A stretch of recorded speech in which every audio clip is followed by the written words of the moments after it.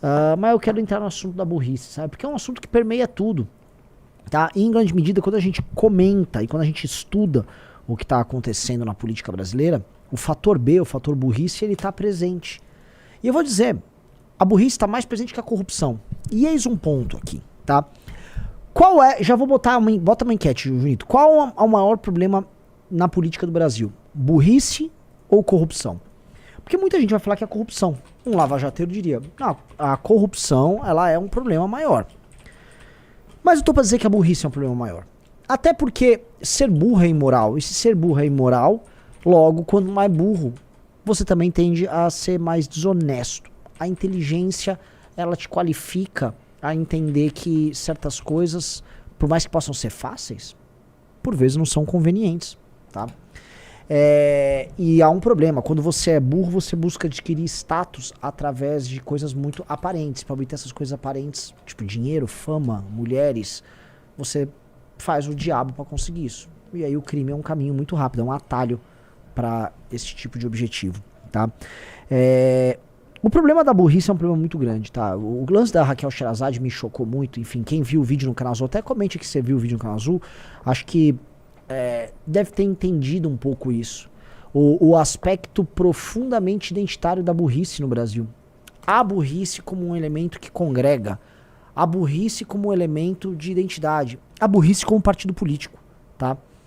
Eu tô pra falar que a burrice, ela se mescla com uma coisa que eu já comentei muito aqui, que eu acho que é a característica que o brasileiro mais gosta de ver no outro, não nele próprio, mas ele gosta de ver no outro, que é a humildade. Porque ser burro sou humilde. E a humildade é a característica que a gente gosta de ver no outro, que é uma maneira em que nós, de forma muito hipócrita, nós, vamos dizer, construímos a nossa realidade com falsos afetos e com uma falsa relação calorosa, tá? E eu vou começar a burrice por esse ponto. Em geral, você percebe que culturas em que as pessoas são mais inteligentes, as relações humanas não são tão calorosas. Já pararam pra pensar nisso? Pense num coreano, num japonês, pense num alemão. Vamos pegar 3 culturas aqui de excelência, tá? Você consegue imaginar eles profundamente calorosos o tempo todo? Em geral, um alemão precisa ficar bêbado pra fazer isso, né? Não é exatamente o dia a dia do alemão. Ele tá tudo, né? Tem o que a gente chama do elemento cordial na relação.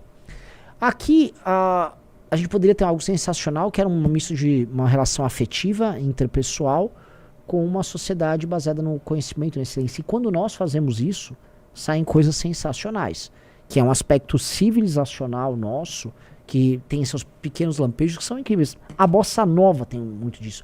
A bossa nova tem um ritmo e que é baseado num detalhe, a batida sincopada que eles têm, com uma poesia que ela é singela e ao mesmo tempo ela é sofisticada, com o uso de harmonias muito sofisticadas. A bossa nova é justamente esse misto de uma arte que ela é intelectual e ao mesmo tempo ela é profundamente afetiva, né? Então o Brasil tem esses pequenos lampejos e a gente vê esses lampejos aqui e ali, mas a nossa sociedade em algum momento ela falou, não, nós decidimos sermos burros, tá? E o burro como um traço de humildade e o burro como um traço definidor, às vezes até de classe, que é um perigo, né? Porque quando eu vejo aquela moça falando lá pra Raquel Sherazade, Raquel Sherazade, você fala muito difícil, não gosto das palavras que você fala. Houve um momento que ela disse, numa dessas discussões, a Raquel Sherazade falou que, olha, certas pessoas adotam um comportamento de manada.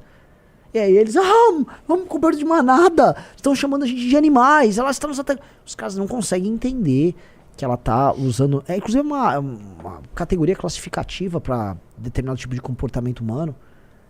E eles ela nos chamou de animais, tá? A Raquel Sherazade nos ofendeu, estamos ofendidos. Bem-vindo, Thiago. O que é uma coisa assim, pra você ficar assustadíssimo, né? E há uma moça que é negra, que ela praticamente cria uma correlação entre ser negra e pobre e ser burro. E eu falo, meu Deus do céu. Se eu assistir agora, se eu colocar lá no Flow News, assistir uma live do professor Paulo Cruz, o que eu vou ver é um homem articuladíssimo, um homem inteligente.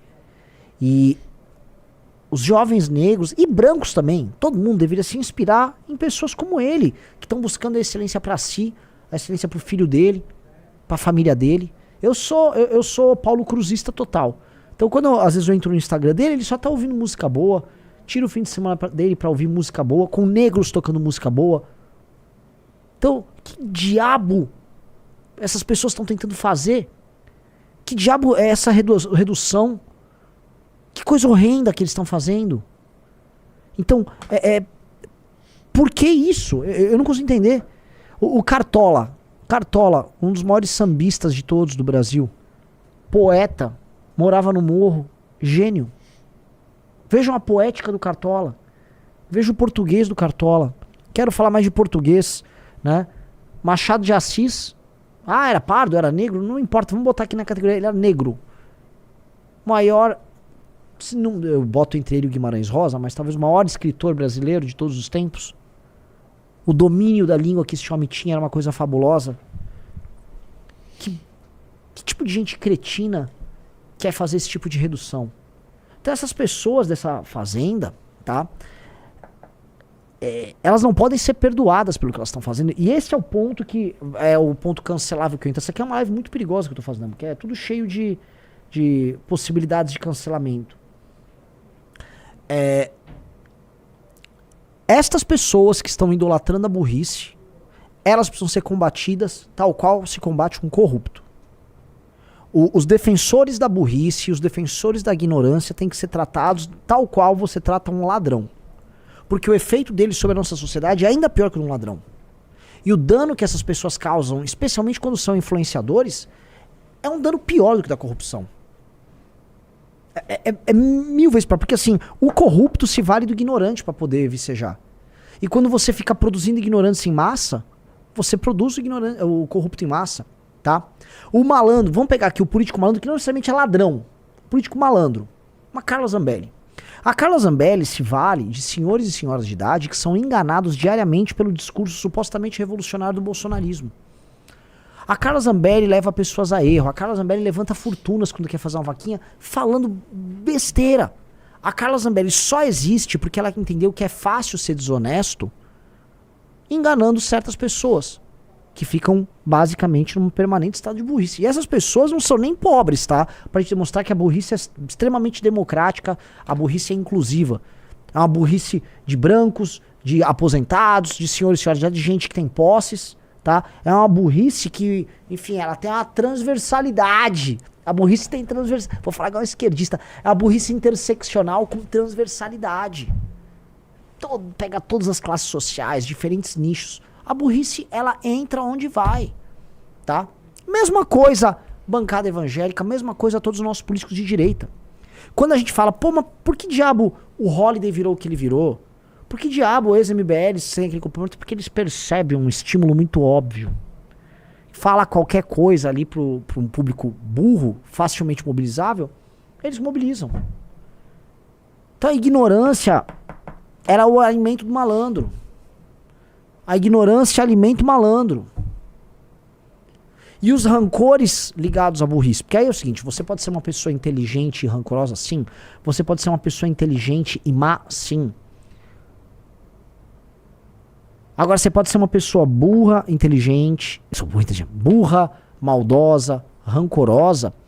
E por conta desse traço distintivo que tenta criar envolvendo a humildade, aí você acha que é uma coisa meio cordial, que é uma linguagem sua.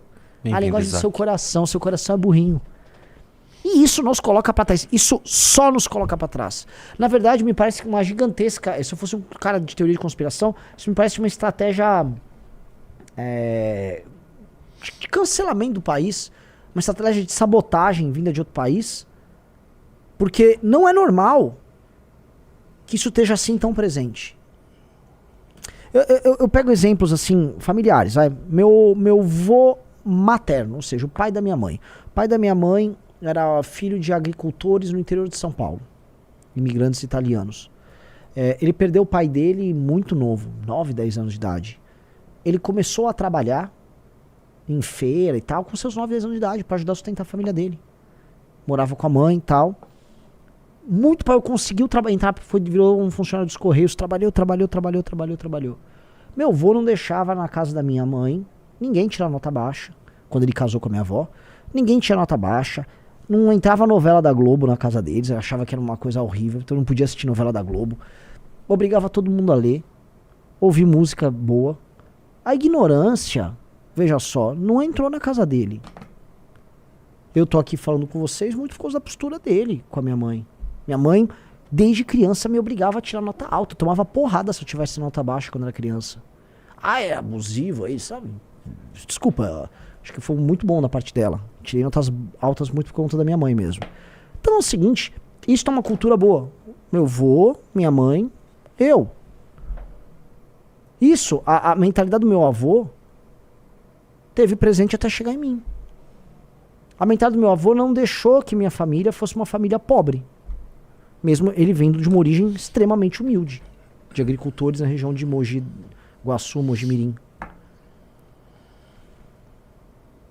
Eu tô falando sobre isso. Eu tô falando que se essa mentalidade estivesse presente em outras famílias ao redor do Brasil, essa cultura de ignorância não estaria tão poderosa aqui como mato. Imigrantes japoneses chegaram aqui, foram alvo de toda sorte de preconceitos. Os imigrantes japoneses sofreram muito no Brasil. Pouca gente fala sobre os preconceitos sofridos pelos imigrantes japoneses. Pouca gente fala sobre os quase abusos que os japoneses sofreram aqui no Brasil durante o período da Segunda Guerra Mundial. Tá? E assim, é uma mudança não apenas, mudei de um país para o outro. É uma mudança civilizacional. Em uma geração, todos os filhos dos japoneses já estavam bem. Hoje, lógico, todo mundo pode conhecer um japonês pobre, mas assim, não existe japonês pobre no Brasil. Não existe japonês pobre no Brasil. Estive no Ceará agora. Conheci a história de 2 escolas lá em Fortaleza que ficam buscando alunos que tiram notas boas. E aí eles colocam nessas escolas e essas escolas fazem esses garotos passarem no ITA. A vida desses garotos é profundamente transformada. Às vezes você acha um garoto no interiorzão. Começou por conta de uma competição criar uma cultura de conhecimento. Os maiores aprovados no IME, no ITA, são de Fortaleza. Cultura de excelência. Ora, por que o Brasil não ser... Por que o Brasil não pode ser o país do meu avô, dos japoneses, da turma de Fortaleza? Ora, é isso aí. Isso é melhor do que qualquer outro tipo de cultura que esteja sendo vendida como alternativa. Porque a ignorância é uma bênção. Como aquela imbecil daquele programa. Isso tem que ser combatido. O que eu tô falando é o seguinte. Nós temos que assumir certas coisas como melhor. Ora, aquele equipamento cultural que estava com os japoneses quando eles vieram pra cá, o equipamento cultural que foi criado em Fortaleza, no Ceará, o equipamento cultural que o Rio de Janeiro tinha antigamente, que permite um Machado de Assis, Machado de Assis, que hoje gringos leem Machado de Assis e ficam chocados com Machado de Assis. Esse equipamento cultural tem que ser cultivado. E a ignorância tem que ser combatida tal qual doença. E não celebrada. Celebrada como característica, como identidade. Eu sou burro. Parabéns, somos burros. Vamos ser burros. Não, cara. A ignorância, a burrice é pior do que a corrupção. A burrice é um tipo de corrupção. Tá? Então, é perigoso falar isso, porque nós vivemos num país em que esse tipo de coisa se celebra. Tá? As pessoas celebram a burrice assim, sim, a mínima vergonha. Não, sou burro, vamos ser muito burro. Cara, eu não acho que tem que ser assim, não. Tá? E eu acho que nós temos que ser nós temos que ser intolerantes com a burrice. E esse tipo de coisa, como eu falei, esse equipamento cultural, esse traço cultural que ajudou muitas pessoas e ajuda algumas pessoas a crescerem, esse traço tem que ser cultivado, afirmado culturalmente. E esse é um ponto que, em termos de, no mundo que a gente vive hoje, que é um mundo de relativismo profundo, certas qualidades as pessoas têm medo de falar. Por exemplo, nós temos que ser uma sociedade necessariamente heteronormativa. Hã? Como assim? A norma é heterossexual. Isso não significa proibição daquilo que não está dentro da norma? Ou desrespeito ao que não está dentro da norma? Mas cultivemos. A norma é heterossexual. Vocês são uma sociedade que defende uma espécie de um binarismo, né? Homem e mulher só tem dois. Exatamente, nós vamos cultivar. Isso aqui é a norma, tá? Mas fulano tem uma disforia de gênero, 0,3%. Ele quer mudar de sexo, tal, adulto, tal. Seja respeitado. Vamos respeitar a tua escolha. Agora a norma não é essa. Assim como a norma não é cultivar burro. A norma não deve ser cultivar burro. Não, o burro, ele fala uma língua diferente. Vamos respeitar. Não, isso é burrice. Então é importante falar as coisas nestes termos. se nós quisermos tratar as coisas em termos reais, tá? O absurdamente óbvio falou, não dá pra entender a pessoa se orgulhar de ser burra. É a mesma coisa da pessoa se orgulhar de ser promíscua. Não entra na minha cabeça. Mas ela tem estímulos pra se orgulhar. Você tem o TikTok, esses programas. Se você erra na escola, na verdade você não errou. Tinha um termo pra isso acadêmico quando você escreve errado, Renan Santos? Acho que até você já abordou aqui na live. Como que é? Alguma coisa linguística, preconceito linguístico? Algo Existe assim. isso, a gente chama de preconceito linguístico, né? Como se, vamos dizer, o cara escreve fora da norma. Fora da norma. Isso, entendeu? Assim, pra você quebrar a regra, aprenda a usar a regra. Pra você quebrar, assim, Picasso não era o mais brilhante dos pintores, mas ele sabia pintar com a técnica, vamos dizer, técnica clara. Ele tinha técnica. E depois ele quebrou a regra, mas ele tinha a regra. Diferente de uma pessoa estar permanentemente em estado de ignorância, a ponto de ela não conseguir ler um texto um pouco mais complexo. Ora, o Brasil é um país, eu não sei aqui como é que estão esses percentuais, mas que eu me lembre, mais da metade da população pode ser qualificada como analfabeta funcional. Ora, um analfabeto funcional, vai no Google, pega a definição de analfabeto funcional para entender o tamanho do problema.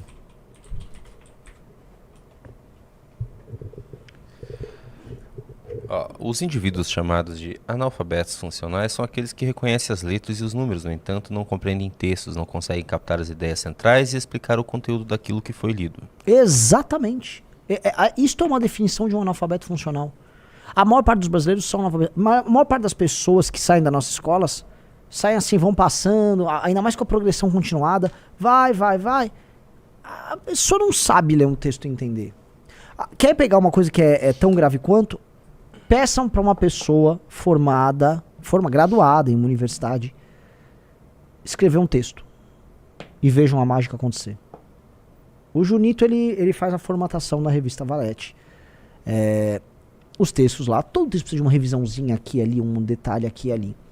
Agora a gente já no começo da Valete já recebeu o texto, um fulano mandou, uma pessoa de um estado aí mandou. Você sabe o que é pegar um texto ruim pela frente, né, Junito? Sim. É uma coisa horrenda. Não tô falando apenas da falta de estilo, certas redundâncias, vocabulário pobre. Eu tô falando da pessoa não saber nada sobre pontuação. Nada. Tô falando de mais com mas. Eu tô falando desse tipo de confusão. Eu tô falando, assim, da ausência total e completa de domínio sobre a própria língua. Isso é horroroso. E isto é horroroso. Só que falar esse tipo de coisa que eu tô falando aqui, pra muita gente, é elitista. Isso é um elitismo. E não é um elitismo. Ora, a gente fala em diminuir desigualdades, enquanto a gente celebra a ignorância. Lógico que você vai ter uma sociedade desigual, porque algumas pessoas não vão querer ficar vivendo a burrice e as pessoas vão ficar necessariamente em posições de destaque e de poder. Enquanto as pessoas que vão ficar lá indo na ideologia da ignorância, elas vão ficar ali embaixo. Tá? E nós culturalmente celebramos isso. A gente tem que parar de celebrar essa porra. Parar mesmo. Não adianta ficar reclamando, queremos mais educação, quando nós não queremos mais educação. Nós achamos que assim, você joga uma criança na escola aí, tipo, nasce alguma coisa. Não, cara. A escola é uma ferramenta, mas a ferramenta principal é a família. Uma boa família faz com que um aluno numa escola ruim consiga exceder o limite. Uma família ruim, com uma cultura ruim, consegue fazer com que um aluno entre numa escola boa e não consiga performar. Isto é verdade. E o que é cultura ruim é essa cultura de mediocridade que nós temos. Tá? Que só ficou óbvia ali na Fazenda. A Fazenda só deixou isso escancarado. Tá? Para muita gente isso vai ser tratado como um problema de classe. Em grande medida é um problema de classe. O problema é que aqueles, especialmente na esquerda, que denunciam isso como um problema de classe, eles são os primeiros a defenderem essas expressões supostamente populares como expressões que são bem-vindas e tal. Tal qual defendem que tem que ser leniente com criminalidade em comunidades. Então, assim, as comunidades mais humildes no Brasil, mais pobres, são comunidades em que a ignorância é celebrada, em que música merda é celebrada. Você não vai conseguir construir uma sociedade minimamente bacana em que as pessoas estão ouvindo funk. E sim, isso é uma verdade. Tá? Isso aqui que eu tô falando é verdade uma pura, tá? Músicas que, assim, falam em cultuar um bandido e que tratam a mulher como se fosse um pedaço de carne a ser penetrado da maneira mais humilhante possível.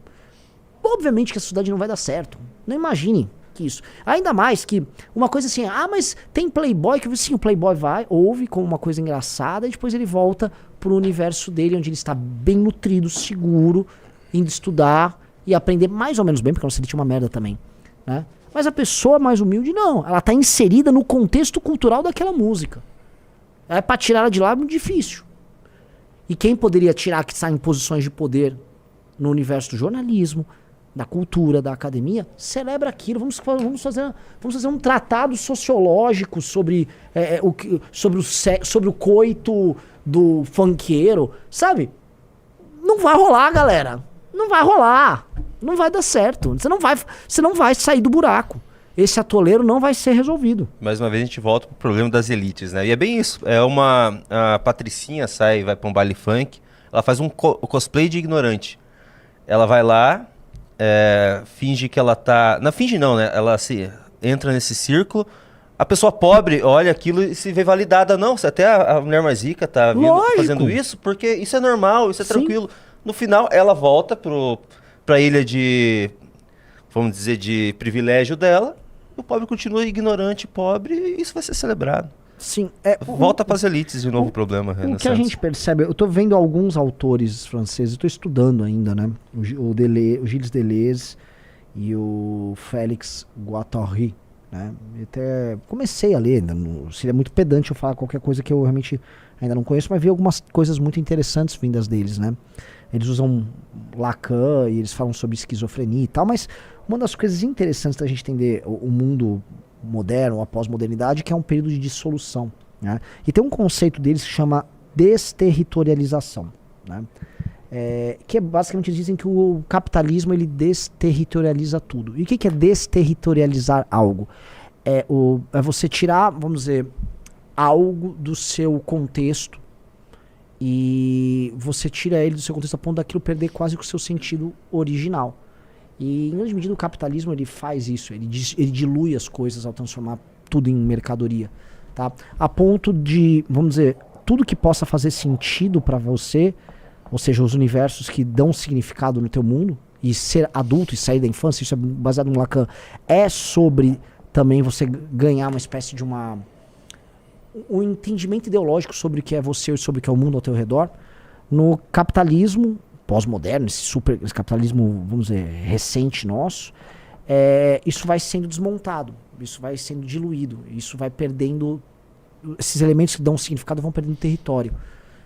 E tudo passa a ser, vamos dizer, as pessoas se tornam personalidades fragmentadas, encontrando na música, num produto que ela compra, numa forma de consumir, referências que dão, pelo menos por algum instante, algum tipo de chão para ela pisar e sentir alguma estabilidade, como se o mundo dela fizesse sentido, só que faz cada vez menos sentido.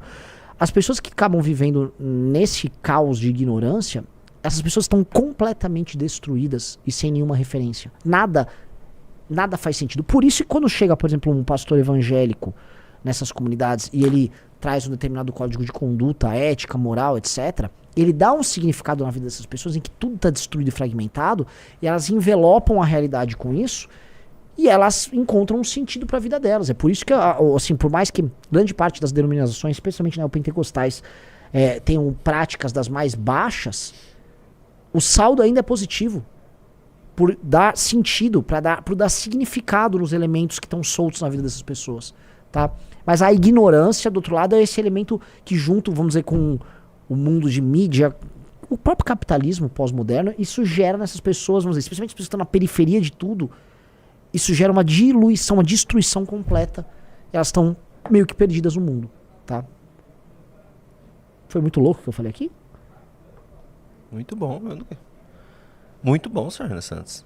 Segundo a autora francesa Marcelle Descoté. Pior que assim, imagina que merda eu citando aqui, mano, autores pós-modernos franceses. Né? Mano, eu posso falar? Tem muita coisa muito boa ali na esquerda, cara. Tem coisa muito boa ali na esquerda. Que obviamente é usada pra...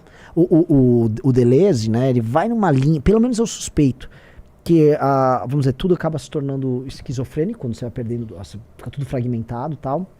E ele acha que o capitalismo, para sobreviver neste universo como um todo, ele mesmo precisa ter um grau de solidez. Então ele precisa de instituições, ele usa o Estado, o aparato do Estado, para poder gerar essa solidez. Suspeito eu, tá? Aqui eu tô especulando em cima do pouco que eu li.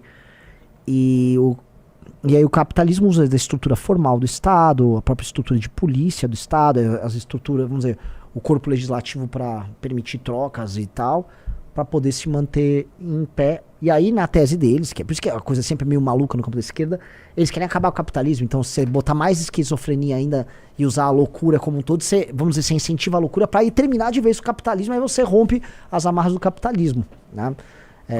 Pra dar um overclock no capitalismo? Hã? É um overclock de capitalismo. É verdade. E aí, por isso que certas, vamos dizer, tudo aquilo que for alternativo pode ser, em certa medida... alternativo louco, né? Tô falando assim, é uma ferramenta contra o capitalismo. E isso ajuda muito a explicar os movimentos de esquerda pós-modernos. Vira e mexe, eu recebo, Renan, eu sou de Estado. Renan, eu sou de São Paulo. Renan, eu sou de não sei o quê. Você quer ir no Congresso, tá com alguma dificuldade? Renan, não tô com grana, que às vezes a grana, você tá pensando no PEC todo. Se inscreve aqui, nós vamos entrar em contato com você. Você vai no Congresso. Vai entrar em contato a nossa equipe com você. A galera entra mesmo. E a galera vai... Você vai conseguir no Congresso. Vai ser o maior evento de política do ano.